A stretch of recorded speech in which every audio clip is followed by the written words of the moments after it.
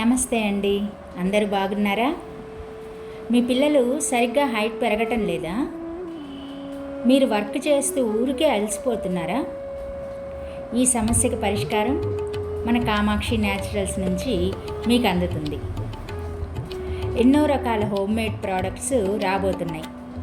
ఇప్పటికే మా బంధువులు, ఫ్రెండ్స్ అందరూ వాడి రిజల్ట్ చాలా బాగుంది అని చెప్పారు కూడా. ఇది అసలు ఎలా స్టార్ట్ అయిందంటే, మా పిల్లలు, మా వారు కాఫీలు, టీలు అసలు తాగరు, పాలు మాత్రమే తాగుతారు. అందులో మనకి బయట దొరికే రకరకాల పౌడర్స్ వాడేదాన్ని. ఒకసారి ఈ పౌడర్స్లో ఎన్నో రకాల వేస్టేజ్ పౌడర్స్ కలుపుతున్నారని గూగుల్లో తెలుసుకున్నాను. అది చూసేసరికి పిల్లల ఆరోగ్యంపై పడే చెడు ప్రభావాన్ని తలుచుకుంటే చాలా భయం వేసింది. అందుకే నేనే స్వయంగా ఆరోగ్యంగా పోషకాలతో ఇలా ట్రై చేశాను. అంతేకాకుండా నేను కూడా పనంతా చేసి అలసిపోయేదాన్ని. ఈ పౌడర్ పాలల్లో కలిపి తాగడం వలన ఎంత పని చేసినా కూడా అలసట అనేది ఉండటం లేదు.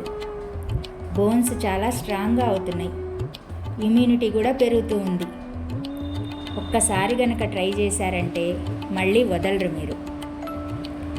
ఈరోజు శుక్రవారం కదండి, ఇల్లంతా శుభ్రం చేసుకొని పనంతా చేసుకొని గడపకి పసుపు ఈ రకంగా పెట్టుకొని తులసమ్మకి రోలుకి అన్నీ చేసుకొని ఇంత చేసినా కూడా నేను చాలా యాక్టివ్గా ఉంటున్నాను. అలాగే పిల్లలు కూడా చాలా యాక్టివ్గా ఉంటున్నారట చెప్తుంటారు. అమ్మ ప్రేమతో చేసినప్పుడు అన్నీ అలాగే ఉంటాయి. ఇక్కడ నాకు చిన్న సామెత గుర్తొస్తుంది. పెద్దల మాట చద్దెన్నం మూట అంటారు కదా. అసలు ఈ సామెతలు ఈ జనరేషన్లో పిల్లలెవ్వరికీ చాలామందికి తెలియట్లేదు.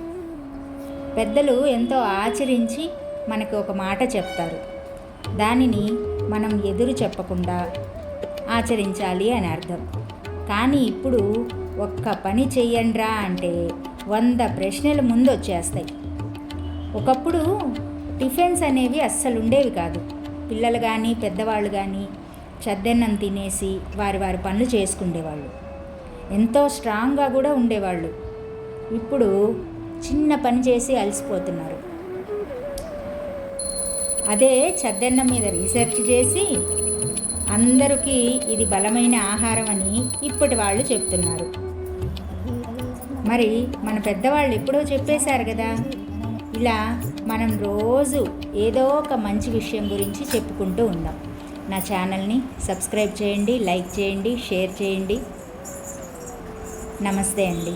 మళ్ళీ ఇంకొక మంచి వీడియోలో కలుద్దాం. నమస్తే.